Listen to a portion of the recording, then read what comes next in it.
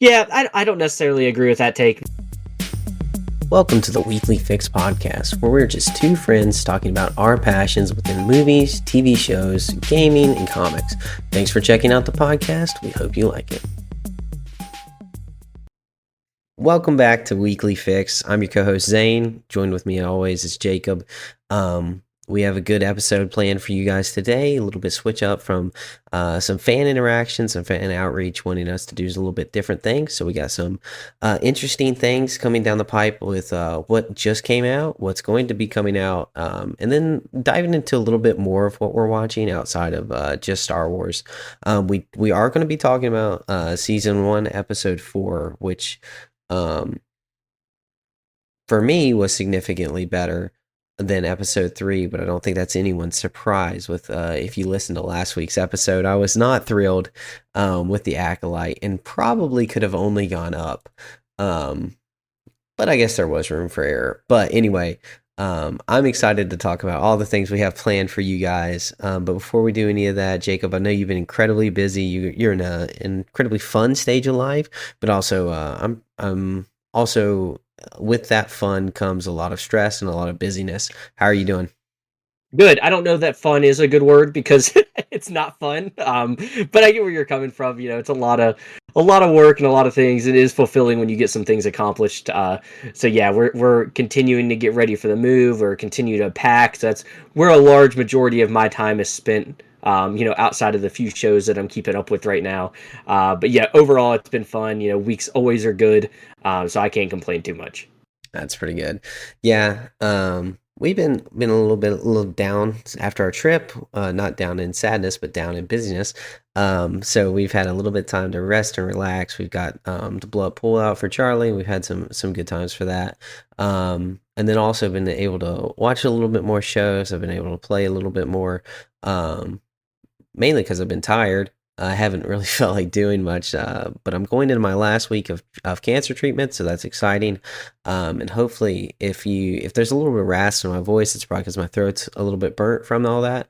But bear with us; it's still going to be an awesome episode. So I'm really excited to get that over with. But this last weekend, we had a record-breaking performance by one of the recent movies that came out. We had Inside Out 2. Inside Out 2 came in. I've had a lot of viewers reach out and say that they went and that they actually really enjoyed it. It's right on par, and it's exactly what they kind of want from Pixar. And that's definitely echoed by the box office performance, with it keeping over $100 million on the second box office week, which is crazy. Putting it over $700 million for the performance. Are you surprised by this, Jacob? I kind of am a little bit, but then when I also started thinking about like what movies have we gotten this year that are kind of kid oriented, I don't think we've really gotten as many as we have in years past. And with as big of a hit as Inside Out 1 was, it really isn't a surprise that people were excited just to see this IP come back. And again, I think you pair that with not as many kids movies as I feel like we normally have gotten throughout a year. It definitely makes sense. Now, did I expect it to get this high? Absolutely not. I mean, considering it's already passed Dune 2, and the box office scores this year is absolutely insanity to me. And then I think you told me earlier that it's the highest, most grossing animated movie of all time. So that's wild. So I don't think they could have, literally couldn't have asked for a better opening week. So just highest second week grossing animated film of all time. Okay. The first weekend didn't perform as high as some others, but the third, so they only had a 35% drop from first week to second week, which is absolutely insane for a widely distributed film. Usually that drop is below or above 50% of a drop, and they only dropped 35%, which means people are either word of mouth telling it or repeat watching. And I would say it's repeat watching, because and that's one of the great things about kids movies, is that you can go watch them over and over again, because kids love to rewatch films. But Kung Fu Panda released this year. But I think that's just the difference between DreamWorks and Pixar. Yeah. Pixar's prestigious and caters to smaller children. And DreamWorks generally has a little bit older of an edge to it. It's not as kid friendly all the time. I think of I was trying to show Charlie Shrek, and I had no clue. Like my brain just did not remember that that's not a super kid friendly movie. Um, and so I think that's kind of also what Pixar has going for it, is that any, you go to a Pixar film, it's going to be super kid friendly, which I've had really good things. So that's interesting. But what didn't perform great was the Bike Riders, which is my most anticipated movie of this month. I didn't get to go watch it, but I've heard a little bit of mixed reviews where it's a okay film, but it's not great. And then I've heard other people say it's an A plus, best movie, that this is exactly what they want. But what has been universal is that Tom Hardy is one of the best actors of our generation, and underappreciated. And I was thinking about that, and I know you mentioned that you were kind of curious about who the greatest actor of in work today is, and you had an opinion on that. Do you think Tom Hardy is in that question? Like, Oh, is I in the think he is for running? sure. I think a big reason as to why you don't see him get as much recognition as he probably deserves is just the roles he usually takes on. He's usually not the main character or something. You just off the top of my head, when he was in Peaky Blinders, I don't know if that's a show you watched. Um, he's fantastic. He's absolutely fantastic, and he steals the scene every time he's in that show. But again, he's just a supporting character, and he's not in there a whole lot. If you look at over, the course of his career, I think for the most part, he's kind of always been a main side character, one that is important to the story, but he's usually not the main character in, the things that do blow up and, those big IPs like Peaky Blinders and stuff like that. But I don't think that, definitely doesn't devalue how good of an actor he is. I think he's absolutely fantastic.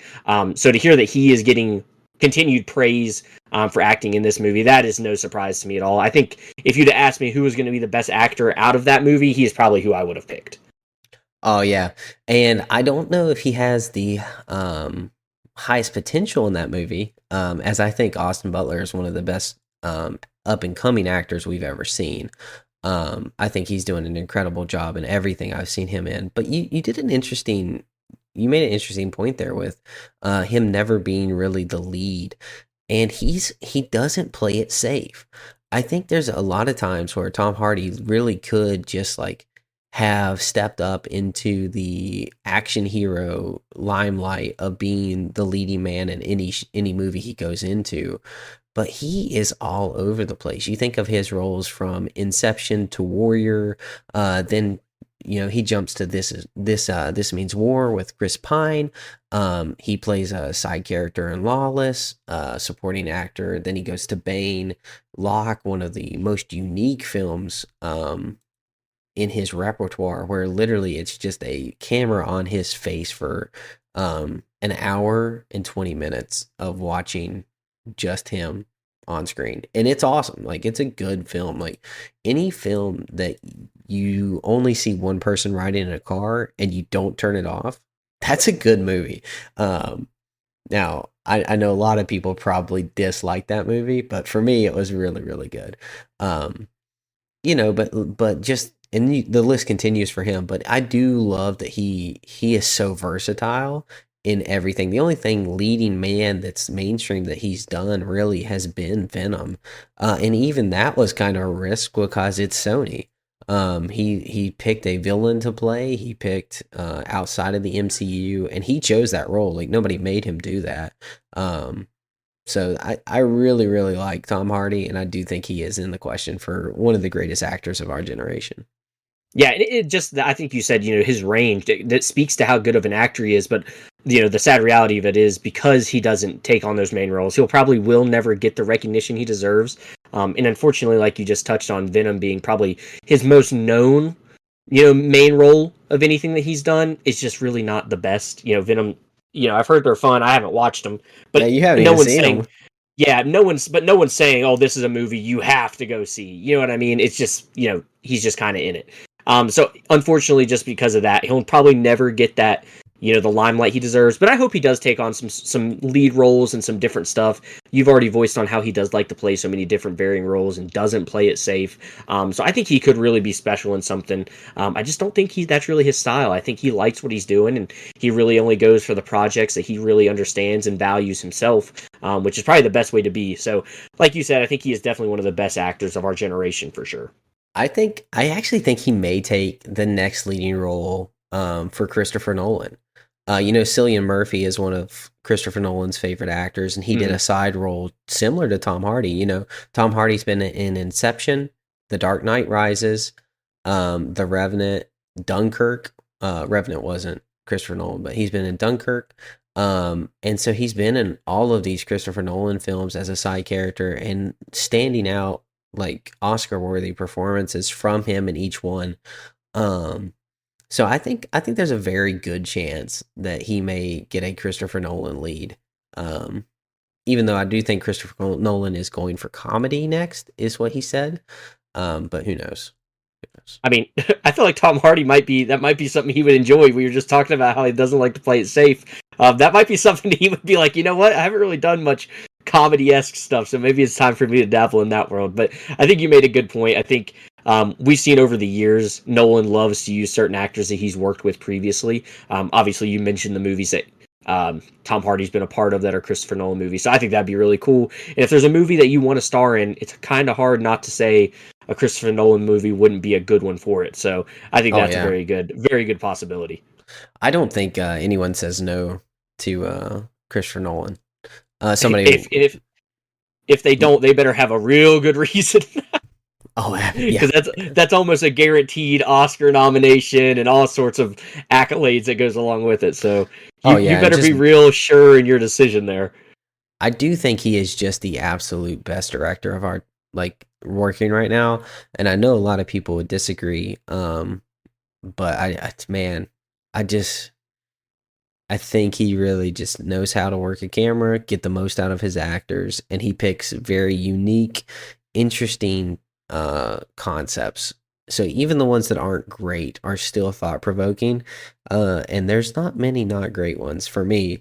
I know I love a lot of them, and even like Tenet, which is too complicated in my opinion, was still an incredible film, and I still really enjoyed watching it, even though it's not going to be one that I go back to all the time. Yeah, I haven't actually watched Tenet. It's been on my list of movies I need to watch just because I agree with you. I think Christopher Nolan's probably the best director we have. So it's definitely a movie I need to go check out. But I think his line of work speaks for itself. I don't know if there's really a bad Christopher Nolan movie. There might be ones you don't like as much, but I think they all hold up pretty well. Yeah, he's very choosy. He doesn't just throw his stuff at anything. But no. Yeah, very good. But we do have some movies coming out and a TV show coming out. We have The Acolyte in full swing, obviously releasing every Tuesday night at 9 p.m. Eastern time. But we also have this weekend The Quiet Place Day One. Now, in our June Buzz episode, you said you've never seen any of The Quiet Places. I don't assume that's changed, right? No, it has not. Is this one that you would like to go see? It does. It seems up your alley for me. Like if I'm looking at movies for you, I think you would like this one. Yeah, I would love to watch the Quiet Place movies. There's not really been a reason I haven't, just other than I haven't had time, or there's something else I would rather watch. I definitely won't be going to see this movie. I would rather watch the other two first and then see this one. I'm one of those people that even if a movie releases in maybe a chronological order, I still like to watch them in the way they were released. I feel like that is the proper way to watch things. So I would definitely watch the first two first and then give this one a go, so I don't see myself going to the movies. And even if I had watched the other two, I still don't think this is one of those movies that would get me into theaters. Usually movie theater movies I usually only go for the big ones. I would like to change that. I'd like to go see some more. But usually if I'm going to take the time, spend the money, because I'm not like you. When I go to the movie theaters, man, I'm getting snacks, I'm getting drinks, I'm doing the whole thing, right? So movies can be pretty expensive when you get that $30 bucket of popcorn. But dude, if I spend 15 bucks on a ticket, and 30 if I take someone being my wife, I'm just walking through that door. I am walking to my seat, and I'm sitting down without a drink, without snacks. I didn't bring anything in either. And I just sit there and enjoy the Oh no, movie. not me. I'm Um, spending a minimum of probably $40 on drinks, popcorn, snacks. when we went to Godzilla um X Kong, we went with a I went with a group of friends, and they went in and they got, got the tickets, and then we went in, they got slushies and a bag of popcorn. And they're like, "You're not The going to right get way to go to the anything?" movies. They're like, how can you resist? I'm like, "That's $18." Like, man. That is part of the experience, man. You're the one missing out. We're not the ones being done with our money. You're just missing out. Hey, I never said it was done with their No, money. I know, It's I just know, I know. for me personally, it's a Yeah, no, lot I got easier you. to I say, got hey, you. I'd rather come back to the theaters a second time, than have the slushy and the popcorn, which personally I think pop your popcorn at home can be just as good if you know what you're doing. Um, I know a lot of people love the movie theater Oh, popcorn, but one of those to people, me, brother. popcorn's popcorn, man. It's pretty low hanging fruit. I can't. It's either I can't salt and wait till butter or it's not. when we go to the movies for the first time, you're going to be like, what in the world? Because I buy that special bucket. I'm spending the extra $10, $15 on that bucket. I'm doing the whole thing, right? The movies is an experience for me. So yeah, it's funny though. It's funny how everyone has different opinions on what they do just at the movies. Because I know you're not the only person that has that opinion. I know a lot of people that are like, I just don't like spending a bunch of money at the movies. I just go just for the movie. But I am unfortunately not one of those people because it would save me a whole bunch of money if I was. Yeah, it's either, I think there's like three types of moviegoers. There's either the all out, the smugglers, or the Yeah, nothingers. yep, yep. And I'm the Uh, nothinger. the last movie I went to, I guess it was Dune 2, was the last movie I went to.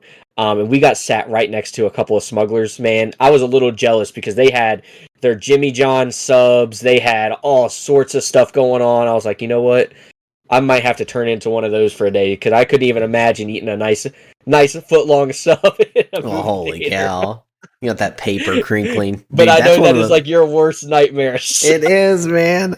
Like, even like that's one of the things I don't really like snacks is like if you start opening it up and it's crinkling, and oh my goodness, it's just that See, pet peeve annoyance, man. you It's got to get all weird. that. I'm See, a at least I'm one weirdie. of those because I like that too. I like the quiet. I want to be focused. I get all my stuff prepped before, so you don't even know I'm eating snacks, right? I'm dead quiet. Hey, that's But good. no, that's hilarious. That's awesome. Yeah. So Quiet Place, maybe not a great one to bring your Jimmy John's foot long No, into. I mean it says it right in the movie title. Yeah, be quiet, Yeah. But man, yeah, so I'm excited for that one to come out uh in my house. I'm not gonna go to the Yeah. theater and watch that. If I'm going to the theater, and I really do hope I get to see the Bike Riders in theaters, because I really think that's gonna be great. Also, I got called out for how I say theater.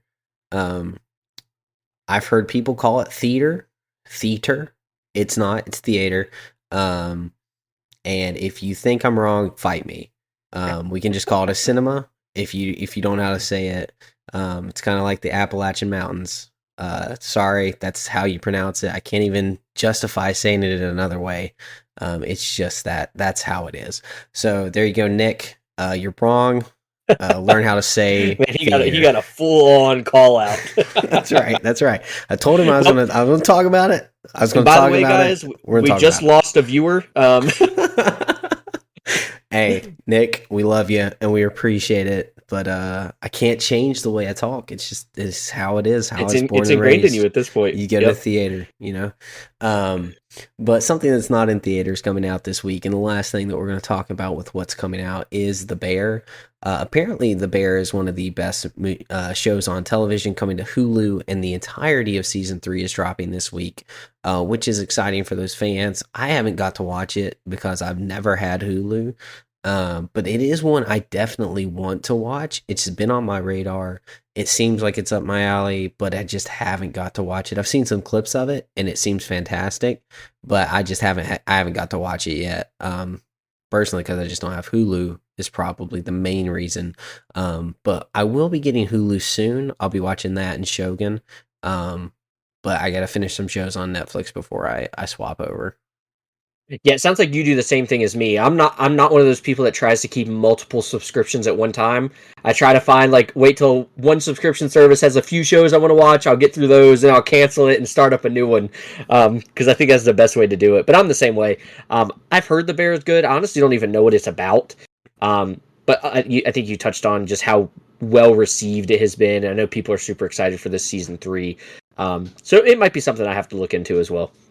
Yeah, it's about a chef in a kitchen. Essentially Well, is the Danielle will premise. already love that because she is so into cooking shows and stuff like that. And I know this isn't like a cooking show, but I think she would probably like something. So that might be something we have to watch together for sure.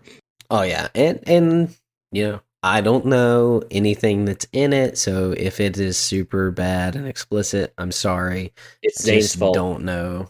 This is not me recommending the show. Just letting you know, hey, it's something exciting that's coming out. Also, what's coming out is House of Dragon and The Mhm. Boys, but we've already talked about our opinions on those so far.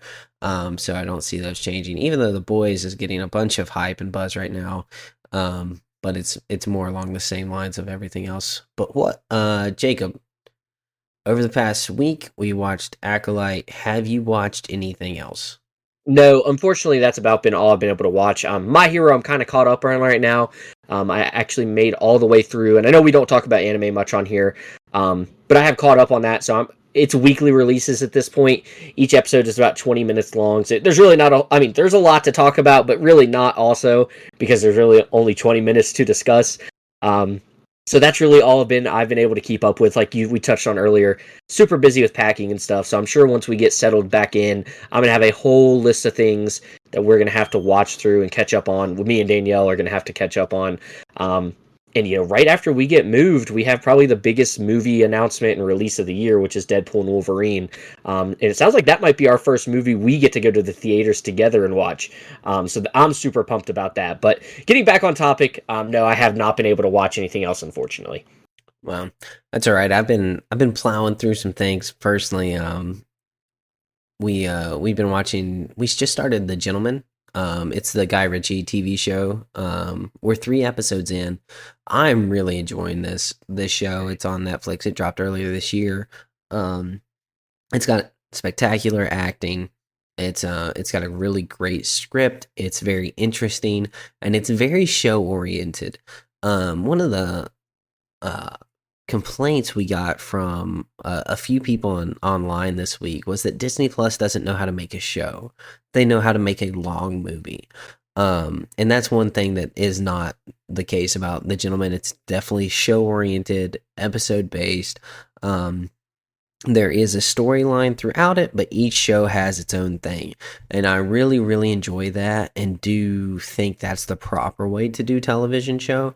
That there is a beginning and an end to each episode, even though it's progressing the full story forward. And I really like that.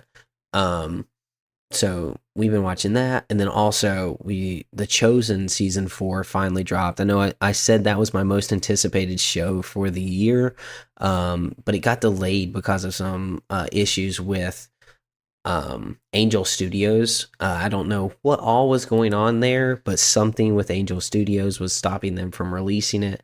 But it finally got released, and I could not be happier. This show is absolutely a bright spot in my faith. It's encouraging. It's fun. It makes me study the scriptures harder. And even though it is a fictional story told around the gospel still woven through there, and we get to see it from a different light, and maybe some of the things that the disciples got to go through. If you don't know what The Chosen's about, it's about Jesus calling the disciples, and the focus is really on the disciples' experience throughout that time, and what they had to go through, and maybe seeing Jesus through their eyes and what it was like at that time. And it's really, really a great show, um, especially for an established Christian. I don't think that this is a great show for someone who will be brought to Christ from it, and it definitely could be.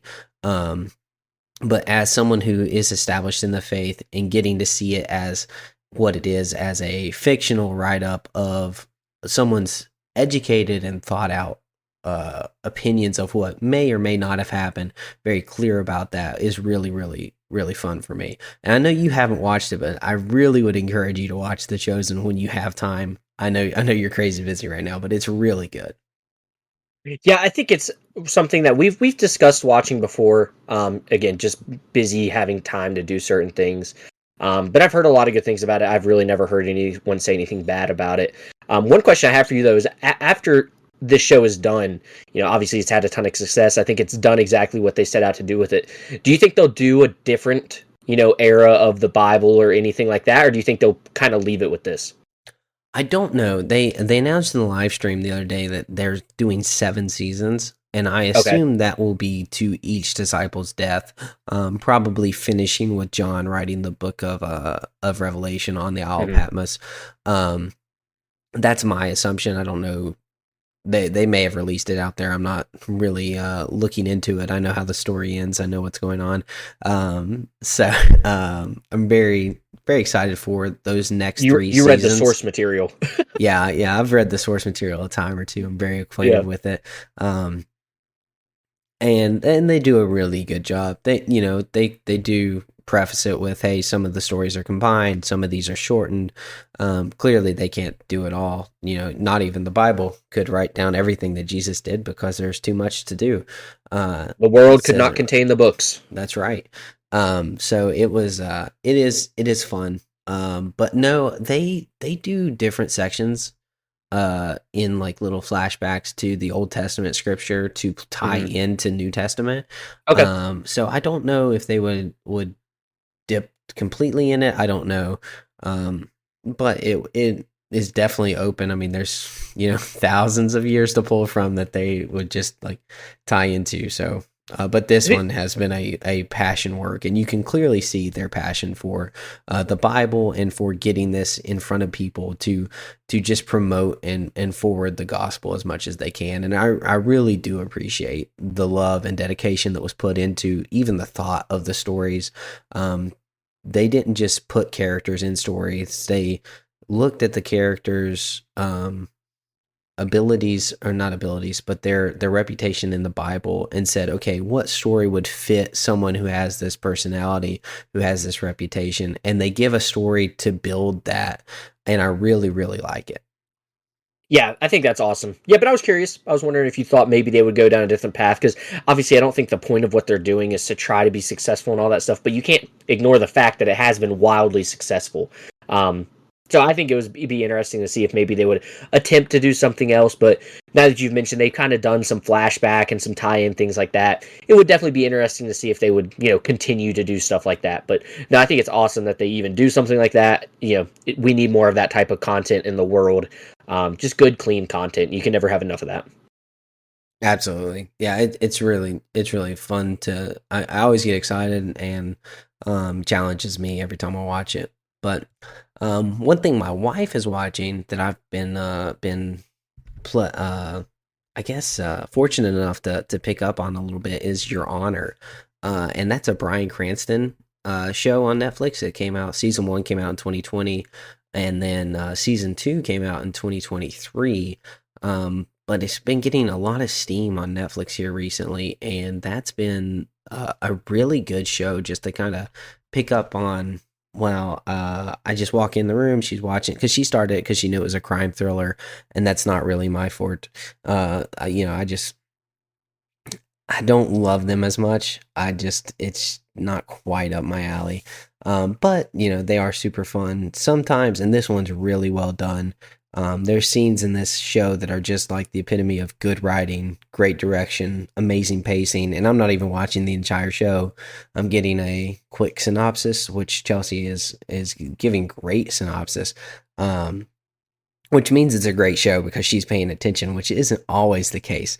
But just the fact that she can regurgitate what's going down clearly and concisely, and I can sit down and enjoy what's on the screen speaks volumes to that. And if that is something that you like, crime thrillers, you know, I think that you would definitely like this show.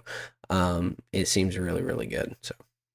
Yeah, that's something Danielle would be interested in. She's always interested in that crime stuff. For me, I'm the same way as you. It's just really not my thing. Um, but you've mentioned, you're kind of watching it passively. You've kind of turned into that meme. I don't know if you've seen them where they're like me acting like I'm not watching what my wife's watching on TV, but Oh, then it's me asking absolutely. questions about what happened to know. Hey, hey, Like hey! I What think what that, happened here? Is he yeah. dead? Why is he like Wait? Did that? they shoot him?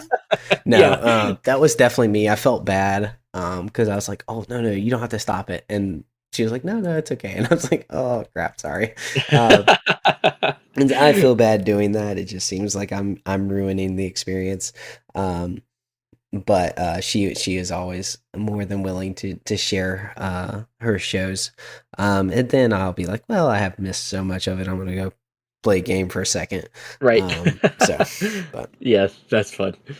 anyway, without further ado, the Acolyte. We got episode 4, Jacob. You made me give my thoughts first last time. So I'm gonna make you give your thoughts first this time. But no switcheroos keys. What did you think of well, first give a quick synopsis of what happened and then what you thought about episode 4. Well, we were both wrong with thinking that we were going to get another flashback episode. We got right back into the main story, which I was very excited about. As much as I think the flashback episode that we got previously wasn't bad by any means, I think I spoke highly enough about it on our last podcast. We got right into the main story, though. We're right back in the thick of the action. And we're figuring out what's going on with Osha and May and all that stuff. We find May on the planet that Kelnaka is on, which I think it's Brindok, maybe, or maybe that's the planet. I forget what the planet they were on for I Kelnaka am was. terrible at planet names. I think Brindok Absolutely was where the awful. witches were. I don't remember what Kelnaka's planet on, but regardless, we find our way there on that planet, and we get to see the Jedi discuss some things about whether they need to be going after him and warning Kelnaka and all that stuff. We get to see a surprising face again that a lot of people didn't expect to see, and I think a lot of people were very upset about. We got to see Master Kiade Ooh. Munde, which I thought was really cool. I appreciated seeing stuff like that. But also, you got to be careful when you're throwing in those type of characters because you don't want to be having them in there just for the sake of having them in there. And that's definitely what this felt like.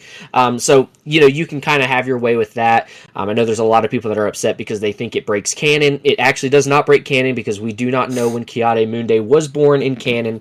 All that stuff people are talking about, that's all legend stuff that even George Lucas himself said he never read or paid any attention to. So I think a lot of people need to get their facts straight about this stuff before they go on these long rants on X and stuff like that. But I will digress. It was cool seeing a familiar face, but again, you need to be careful when you're doing that stuff, not just to be doing it for the sake of it. But we do see Soul, confront Osha. Osha's going to leave him. He's like, I actually need you to come with me because I think you're going to be very beneficial in trying to stop May and the endeavor that she's on with killing these Jedi. And we get to see some cool action finally. I thought this episode is probably the best episode we've gotten so far. I think you would probably agree with that as well, so I'm excited to hear your take on it. But overall, just a really fun episode. I am a little disappointed. We are in spoiler stuff, so if you guys aren't familiar, make sure to click off. Zane does a really good job of showing you guys when you can hop back in to avoid the spoiler talk. I am very disappointed we did not get to see Kelnaka fight. I think we've been waiting for such a long time to see a Wookiee Jedi fight, and the fact that we missed it and they used budgeting as a reason as to why we missed it, they had a very large budget. I don't think this should have been an issue. However, we don't get to see Kelnaka fight, but he is killed by the first time we really get a good look at the Sith appearance in this show. And I gotta say, that was probably... I'm going to probably strike a lot of people's nerves on this one. I think that was one of the coolest scenes we've gotten in Star Wars in a really long time, was seeing the Sith float down in the background. It was very menacing, very grim, very evil, and I think that really fits perfectly for the character that they're giving us with this Sith. I think just by looking at their mask, you can kind of tell that this is a very evil character. So obviously we have a lot of speculations about who this Sith is. I'm sure that's going to be stuff that we talk about. But overall, I think it was a really good episode, and that's kind of like the breakdown of what happened. The real short, quick, and dirty of it all. We could go into a lot more detail, which I'm sure we're going to talk about some specific scenes here in a minute, but that's kind of where we're at right now. We kind of got left with a really fun cliffhanger of the Jedi really getting to confront this Sith for the very first time.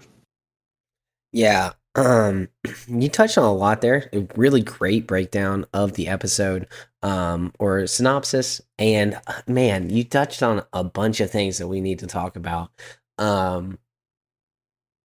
You know my thoughts of the Wookiee getting killed Yeah, off yeah, very, screen. very Off frustrating. screen. And for We someone, talked about it. I'm not usually as bothered by stuff like that, but this is one that did bother me because we were so excited to have a real Wookiee Jedi on our screens for the first time in live action. I gotta agree with you on this one. Usually, it don't bother me as bad. This one really, really did bother me. Yeah, no, it's just one of those things where you teased a Wookiee Jedi in the promotions. You teased a Wookiee Jedi even before this, in episodes like how are you gonna kill a Wookiee Jedi? You know, it's being built up to be something. And Mhm. then you literally kill them off screen with like a literally a little tiny slash across the chest, like while he's sitting in a chair. Man, that is so frustrating. That is the epitome of frustration of man, getting to see it off screen. Ugh, man, that's frustrating to me. And a big issue I have with, saying its budget, you had Yeah, $180 million for the show. yeah. Now, I understand you have the Wookiee suit and you will have to do some CGI to that. But you can still show it. Like there's not like it doesn't have to be this grand, Wookiee doing flips, but like just show him use his strength, and then like I don't know, you literally just showed a Sith send 8 Jedi flying, like with the flick of a wrist. Like, man, this Sith's power level must be absolutely insane. Which that Um, personally for me is the saving grace of them not showing the Wookiee fight. Again, it really irritates me that we didn't get to see it, but they are kind of trying to show us how powerful this Sith is. So, I would have at least, even if the Wookiee was really weak against him, even if he really struggled, I would have really liked to have seen it regardless, which you touched on a little bit. Um, yeah, that really bothers me, and I'm not one like that, but it bothered me this episode. yeah, it's not like it didn't ruin the show for me, but I did have a bunch of issues. Um, but one thing I wanted to speculate, they really set on an image in the Wookiees little hut there. And I don't know if you picked up on it, but it's really Yes, early on in the episode, the three yeah, circles. yeah. One of them looked like yin and yang, which I assume was talking about the diode in the force. Um, the other two, do you have any speculations on what that is? They looked very similar to the witches signals that they were kind of giving to. We see May has one, that kind of scar she has on her forehead. That's the first thing that really struck me, is they did look very similar to that. Okay, and that's what I was thinking they were playing off of, but I didn't know if they had any more significance. I'm not as well versed in Star Wars, so there's a lot of that stuff that goes over my head. You talked about legends and some other things, but I've never read any of that stuff. I just like the live action and animated TV shows and movies they put out. I'm not a big Star Wars reader. I've actually Yeah. never even read a Star Wars comic. I've seen some comic panels, but it's not something that I seek after. Yeah, no, I don't think there's really, unless it is something that I also missed. I think a cool thing about the Acolyte, something that I've really appreciated, is this is probably one of those shows you could hop into and really not need to know a whole lot about the rest of Star Wars, because it is set in such a period that we, us Star Wars fans, really don't even know about when we're talking about actual canon stuff. There's been a lot of Legends stuff written about that. Legends doesn't really mean anything, though. Those are essentially fan fictions. So that's really one thing I've appreciated about the Acolyte. So I think a lot of the things that you're seeing and things you might have questions on, the cool thing is us big Star Wars fans, the people that have read stuff and things like that, those are also questions that we have too. So you don't have to feel like you're missing out on something. Of course, maybe you don't really know much about Kiade Mundi or something like that. But again, it's just really kind of those fun things that we get to appreciate as Star Wars fans, but they really don't change the story a lot, which is what I really have appreciated about the show thus far. So you touched about Kiadi Mindy there, and you think that was a good appearance, but you did also touch on saying that it felt like just showing him for showing him's sake, right? Yeah, so I think it's fun that we got to see someone we're familiar with. That I don't necessarily mind. But I mind it when it's done in the way that they did it. I feel like if you're gonna show someone like that, And you have to know when you do that, you're going to cause an uproar in the Star Wars community unless there's a really good reason for it. Obviously, we're only in episode 4. We have episode 5 coming out tomorrow at the time of filming this podcast. Maybe he's going to be a bigger story point moving forward. But this really just felt like hey, we're going to throw him in here just so we get some, maybe some clickbait type reactions out of people to be like, hey, Ki-Adi-Mundi was in this episode of The Acolyte. That's how I felt this one was done, which I don't like that. I'm all for seeing a familiar face and all that stuff. I'm all for the fan service when it's done for the right reasons. So while it didn't necessarily bother me as much as it did a lot of other people, it does bother me that it feels like they did it just for the sake of doing it. It doesn't bother me near as much as it bothered a bunch of other people. However, what does bother me is that they picked the one Jedi that literally said, the Sith hasn't been seen in a millennia. Now, I understand there's a bunch of rebuttal there. Oh, we didn't know it was a Sith. Oh, we didn't know this or that. But the end of this story is either a Sith kills all of those Jedis, and the Jedi cover it up, and he knew that those Jedi went after him.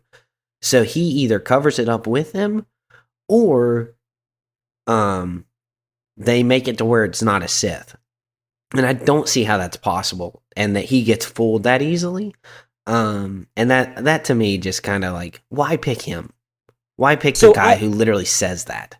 See, I've heard that same argument. Again, that's not something that bothers me particularly at all, discussing something about Star Wars and things like that, because I think a big thing about Star Wars is how the Jedi were tricked. We talk about how prophecy was misread. You hear all those things all the time. I think this is actually kind of one of the better storytelling points that they've given us so far, is it kind of goes with the theme of Star Wars. The Jedi kind of have always been on their high horse, not really thinking they can be tricked, not really thinking they can misread the prophecy and things like that. I think this is just a prime example of that happening again.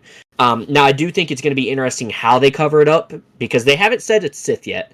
I could see this really being put on the witches. I could see this ending up being, they were witches. That's where all this come from. I don't necessarily think that's the best idea. That's just something I definitely think they could go with. But that's one of those things we're going to have to wait and see. That's why I've been so hesitant. I've been high on the show, I think, from the very beginning. I'm still at a 7, and I think that last episode was so fun and really good, and I really liked the cliffhanger that it left us with. It's trending upward for me. But where they have so many random little things that they still have to answer for, they still have to account for, I'm still hesitant to really, move it up to an 8, or I'm still hesitant to even move it down to a 6.5 or something like that, because I need to see how a lot of this stuff is, fulfilled. And so that's why I've still been telling people, hey, you don't need to be judging this stuff yet. Sure, you can have your disagreements about things, but we're only on episode 4. We're going into episode 5. We still have quite a few episodes to go. So let's wait to see if they answer some of these questions before we really start giving it a grade. So I'm just like you. I'm interested to see how they're going to spin this to where it doesn't make Ki-Adi-Mundi look like just a liar or an idiot. And I just don't think they're going to do that. Now, I do think what they're doing here is they literally said, don't bring it to the council. The Jedi will deal with this issues, or the Senate. Did they say Senate? High Council. I think they said High Council. Yeah. But, they didn't. That's the cover-up beginning. And so they're going to have a cover-up. They're going to fall on their faces. And then I think that's what's going to lead to the Jedi coming under control of what will be Senate. And so that does lead to the Jedi's downfall. I think that's good. That's a good point. I think that's a good thing that they're doing, because why did the Jedi turn into warriors who just go to the will of the Senate instead of being the peacemakers that they should be? And I thought that was something good they did. I also like the worlds that they showed. It's very interesting. But I have a bunch of issues still. And I know that you're going to disagree with me, because you said it's trending up, and it's trending up for me too, but only because I think the last episode was dog water, and pretty much anything could be better than that. But the only thing good in this episode for me, as far as acting, writing, the dialogue between Osha and Jackie Lon, dude, that is rough. And they're forcing their dialogue out. It doesn't seem fluid at all. They're clearly trying to force a relationship there, which is just not something that's needed. And no matter how you feel about that, it needs to be like at least a little bit reasonable, or have a little bit of, how to have a conversation between two people. Like, when you watch it the second time, which I did today, like I went back through and watched some of these scenes, just to be prepared for this, because it's been, almost a week since we watched it. Like, it is rough. It is rough dialogue. And as, I'm watching actual, like, really good, well written shows, in between, it's like, man, it's sticking out even worse. And it just, man, I do think the only good actor in the show right now is Kumir. And I think he's doing a good job. He is doing a very good job. And that's one thing I will I've never even, as much as I've been enjoying the show, I do still think the acting is really, really bad. And it's disappointing, because I think this, if the acting wasn't such a standout, I think a lot of people could probably be looking past some of these issues that I feel like they're really trying to look for, because the acting is so bad. Just bringing up the stuff about Kiade Munde, he shouldn't even be alive at this point. Again, that's not based off canon stuff. That's all legends. But I feel like those things really wouldn't even be a problem for people if the acting was good. And I think the acting is just putting such a bad taste in people's mouths that they're already upset with it. They're already really not wanting to watch it. And so you're obviously, those other things are going to stick out so much more. I think we could I think we've given the show definitely enough time, 4 episodes in, to say that I don't think the acting is going to get any better. I think this will probably be one of the worst acted Star Wars projects we've ever seen. And it stinks because we know how good of acting we can get. Think about something like Andor. What some of the best acting we've seen in any Star Wars period. I mean, that even got awards for just, not even Star Wars stuff, just great acting. So it's very disappointing that these ones have not really, been given the best opportunity. And I say that because I don't even necessarily want to say that they're bad actors. I feel like they're just being put through a certain way and being told to act a certain way. You're like, hey, you need to try to sell that you might like this person, kind of like you touched on. I feel like it's just not natural. So I think that's been a big issue with it. And I think that is been a big problem with the show. And it's another reason why I'm hesitant to really move this up anymore, is because the acting just, it's not really gotten worse, but it's definitely not gotten any better. Yeah, and you even touched on like Amanda Stenberg. She's the lead. She's Osha and May. Mm-hmm. I think she's doing fine. Yeah, but I think her dialogue that she's been given is just terrible. And I think one of the best examples of that is the dialogue where she is talking to Jackie about the little creature.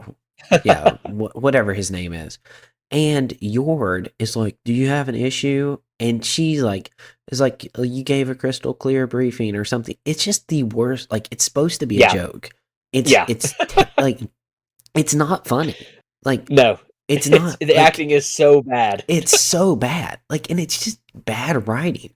And I think Yord hurts it because he's overacting, like crazy. And that kind of goes back to what I'm saying. It just feels like they're being told. I think we saw a lot of this with Hayden Christensen. A lot of people hated his acting. And I think that was not necessarily his fault. I think George Lucas was like, hey, you need to make sure that you sound a certain way, you're acting a certain way, because you're, now we look back on it, we're like, oh, he actually did a pretty good job. We like it. It was stuff we grew up with. We love Hayden Christensen. But I think this is kind of suffering from that same thing. They're trying too hard to tell these actors to sell certain things instead of letting them just act. And I think when you start, getting in the way of that, that's when you start getting what we're getting right now.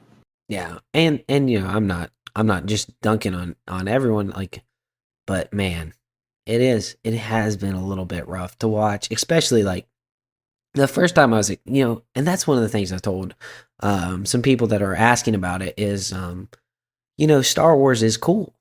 It's an amazing property. You have literally like endless potential, but when you just rely on turning on a lightsaber and thinking that my brain is going to shut off, it's not going to. Like that last second, even the guy's head turn, the Sith head turn back to the Jedi after chucking, like that looks stupid. Like to me, like that head turn looked dumb. Like it looked like from a 1980s horror film. Head turn, like, oh, scary. But it wasn't. It looked awkward. Like it wasn't smooth. Why is it jerking like that? And then you have the most powerful force blast I've ever seen. which like yeah, it looked cool, but like to me like it just doesn't fit. Like I personally, it seems like that's too powerful for what we've seen from Star Wars. And Yes. don't put Star Wars in the box. Like I understand, like, but when things have rules and things have been shown to be certain ways, you can't just break that stuff. Even the levitating, like like him descending out of nowhere, floating down, like the most we've ever seen anyone be able to use the force to do that is a force jump, which they don't have levitating powers down, and then also when they're levitating in meditation. So like it's just one of those things. Like it's not necessarily outside the realm of possibility, but we've never seen it before, and it's not needed. Like if that guy would have dropped down to a superhero landing stance that everyone makes fun of, lifts his head, turns his lightsaber on, that is, in my opinion, a cooler because I'm laughing at him floating down. It doesn't look menacing to me. It looks stupid. And I know that's my opinion. But it's just another thing. Like force users don't fly. And So man, it's a rough thing that it feels like it's forcing, like we're trying to be over the top, we're trying to show you something you've never seen, and that doesn't equal good. So I loved the whole scene. Yeah, I know a lot of people have said the thing about the head turn. I actually thought that was kind of cool because it really just showed emotionless, which is what I think they were really going for with this Sith. Is he's really just evil. So I didn't mind that as much. You touched on the floating down. We have seen the floating down one time before in the 2003. I think it's 2003. The old Clone Wars That's not animated show that canon. we got. It's not canon, but we have seen that before. So that is something that I think they are pulling from stuff. If everyone complaining about the Kade Mundi stuff, not using legends and all that stuff, we are using it to some degree, which is I think exactly how legends needs to be used. You need to pick and choose some things that are there and use them how you want to use them.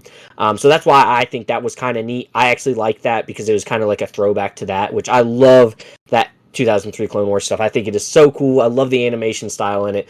So when I saw that, I was like, oh, cool. That's a little bit of a throwback to something like that. So I think that shows a little bit of potential. I don't really want to give them the credit for having watched it because I don't necessarily know that they have.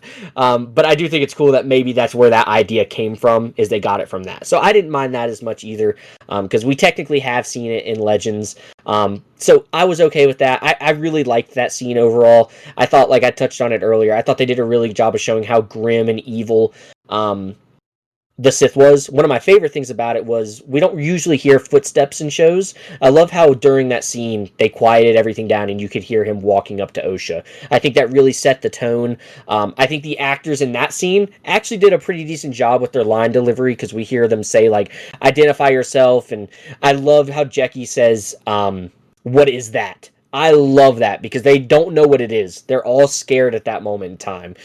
So I think that was one of the highlights of the show for me, and probably some of the best acting that we have seen in the show overall. For me personally, I really loved that. So I thought those were some cool things that they did there. But again, it just shows how everyone is different. I've heard your opinion voiced a lot, and I've heard my opinion voiced a lot. Which with Star Wars. And I think we can definitely agree on one thing, though. This has probably been the most controversial Star Wars project we may have ever gotten, with the people supporting it and the people not. Yeah, and one of the things I want to touch on is it's so frustrating how this has been approached for supporting and not. I think we've done a really good job of just focusing on the show and kind of eliminating all the background noise.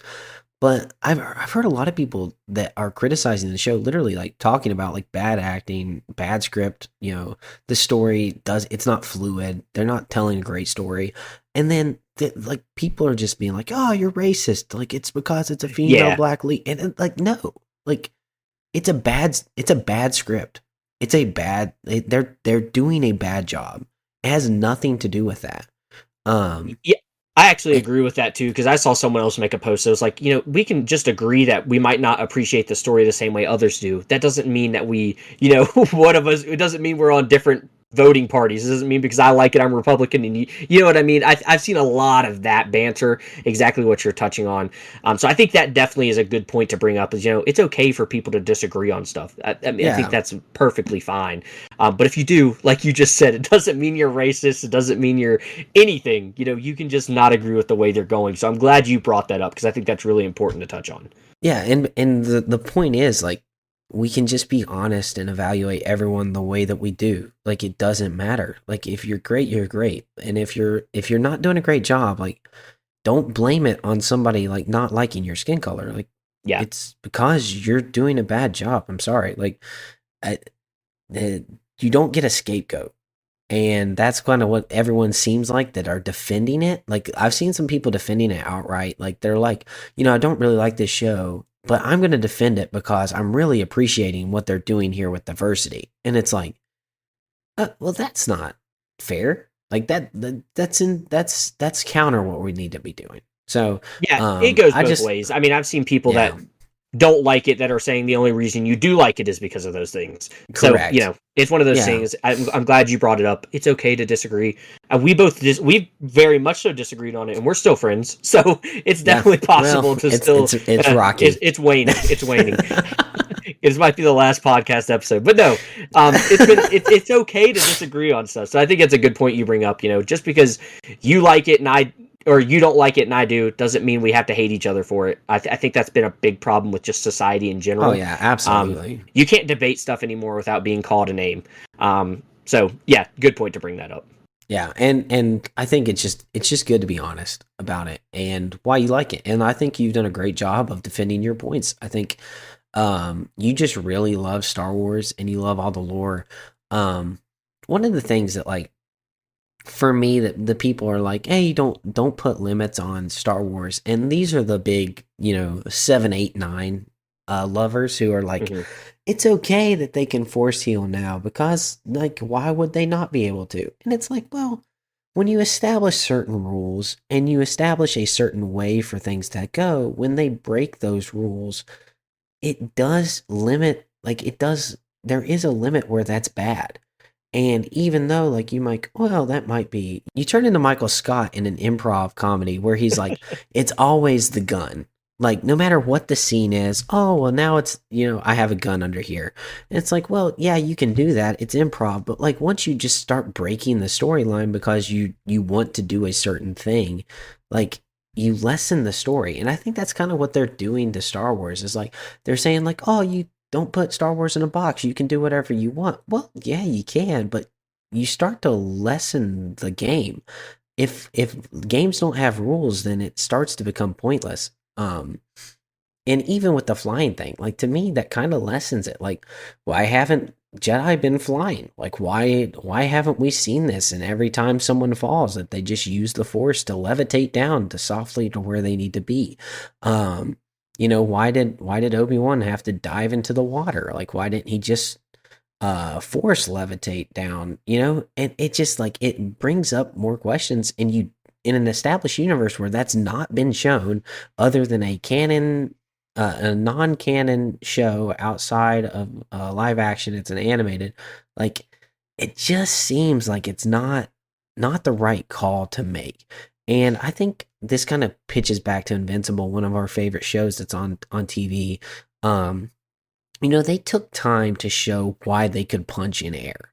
Because that's a really big important problem in physics is if you don't have something to go off of, then you can't create force. And if we were in air, we would have no opportunity to create force from a punch because we have nothing to push off of. And Viltrumites walk in three-dimensional space. They aren't bound by surface. They aren't bound by physical objects. They can create their own push-off points, and that was established and told, and it's something explained for how it can work. Now, you don't have to, but it adds so much to the show, and now you don't have to explain anything else. That's an established, this is what it is, this is why some are stronger, this is why they feel it, this is how they do it. And I think that's kind of what they're missing the point in new Star Wars is that there were rules shown but not said. And they're like, well, just because it wasn't said, I can break it. Well, they were shown. And I that's one of my issues with even like the levitating scene. And kind of what they're doing with new Star Wars. It just seems like they're breaking rules that were shown, but not said, and they're saying, well, don't put Star Wars in a box. Yeah, I don't necessarily agree with that take because I kind of am one of those people that's like, they haven't necessarily said you can't, but I also get where you're coming from. You touched on the force healing thing. Um, I don't necessarily mind that stuff. It does greatly increase it, like you said, when they do take the time to show us. Obviously, that's going to make it way better. You used a great example of Invincible, which it's hard to compare stuff to Invincible because it is just so dang good. But I agree with some of those takes, but it doesn't bother me as much as a lot of people it has bothered. I just enjoy it overall, and I do think it's cool to see some new stuff because you got to think at the end of the day, if we were just seeing the exact same moves and the exact same stuff, it would get a little boring. So the fact that they're going out on some branches and trying some new things doesn't bother me, but it would definitely be beneficial if they would take the time to show why and stuff like that. Yeah, and I get it. I do get it, but I think that's just those are the points that start to chip away and lose fans. It's when you can do whatever you want. It's kind of like a kid saying, like times infinity, like and I win. Like yeah, you can times infinity, and it equals infinity, and you do win. But when you do that stuff, it kind of like ruins the game. But Well, that's just my take. yeah, it's one of those things you got to be smart about. I mean, we saw something very similar with Marvel when they really started introducing the multiverse and stuff. A lot of people felt that same way of like, well, now that they've introduced the multiverse and this time travel and stuff, really no one's ever dead. And we know now that that's not really necessarily the case. People do die in these student universes and things like that. But it did take a while for people to really start to understand that point as well. I think we're kind of seeing a little bit of that stuff in Star Wars right now. So I'm enjoying watching it play out. Do I know that they'll necessarily fix it as good as Marvel did? I don't know that they'll do that, precisely. But for right now, I'm enjoying what we're getting so far, and it really hasn't bothered me like it has a lot of fans. Yeah, which is great, and we're still around.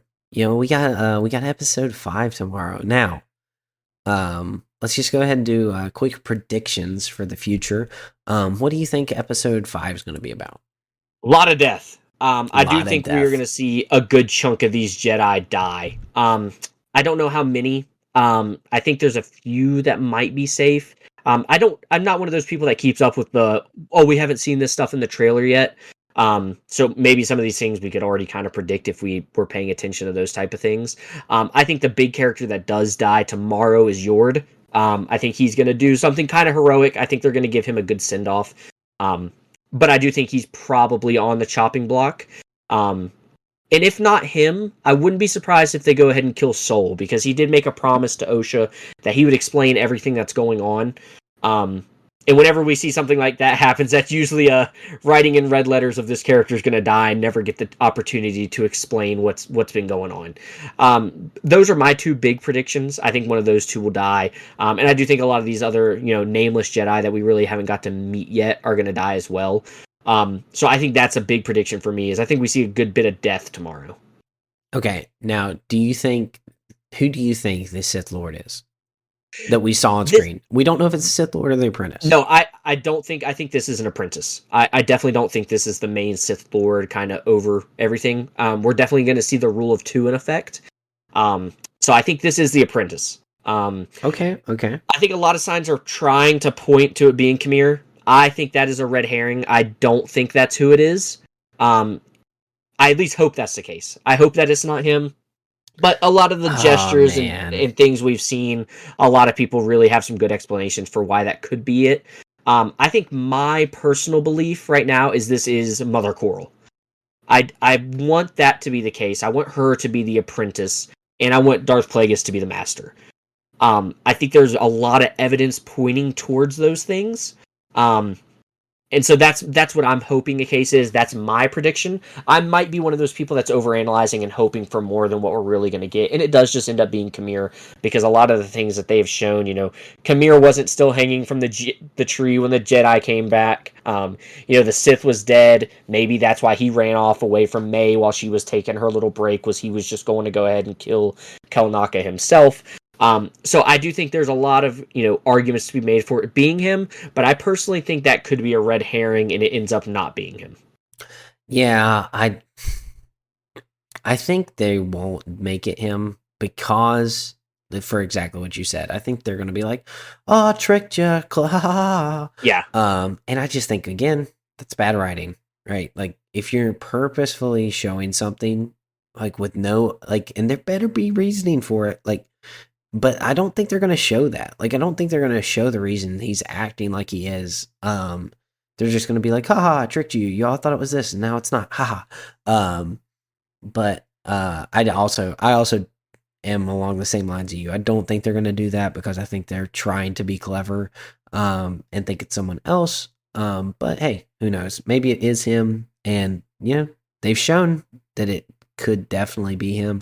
Yeah. A lot of hints, a lot of his dialogue, a lot of his movements. It just seems too close to home to not be, or at least be a little apprentice of it. But who knows? Yeah, I think either way we're in for a fun episode. I definitely think this is the episode we're going to get some fighting in. I don't think they're like I said. I think we're going to pick up right where we left off. Now this would be very disappointing for me if this ends up being the next flashback episode that we thought we were going to get this past week. I really hope that's not the case. I think now that we've gone through the past and we've experienced some of it, I definitely think we still have some flashbacks to be seen. I think we talked about it earlier. The advertisement showing so much of the Wookiee Jedi and all that stuff like that. I think they're going to use that in a similar vein to Master Indara. We've kind of got to see her a little bit more through these flashbacks. So I think Kelnaka will still be around in the flashback. Same with Torben. We haven't seen how Torben got his scar, which is a lot of things that people wanted to see. It might be something we don't ever see, but I think that is going to be stuff that is addressed in more flashbacks. So while I don't want it to be the case, I also could see this being a flashback episode. Now, I think that's going to kill the momentum that they have finally got going for them, because I think a lot of people did in the last episode, with a little bit of a more excited feel than they had for the first three. We finally got to see the Sith, we got to see a little bit of action, and we really feel like we're geared up for a big action episode. So I think if they wrote the show to go into a flashback next, I think that does hurt it. So I'm really hoping that's not the case, but I definitely wouldn't be surprised if they do that. Yeah, me either. But I think they'll continue. I really hope they do. I think like you said, it's a big misstep if they don't. But who knows? I think they've made a bunch of big missteps, even with May just randomly changing allegiance. Ugh, man, that was frustrating to me. Something I didn't touch on. I'm gonna touch on it real quick right before we sign off. May just randomly being like, "Osha's my allegiance," after like she tried to kill her because she went to the Jedi, and these people that she deeply distrusts and are trying to kill. Then she's going to put her faith that they're going to do the right thing and let her live because of what she knows. Just, man, that's a bad character change. That's bad writing. It's really, really bad to show her how she was as a child, already predetermined in her ways, regardless of actions. Then she tries to kill Osha.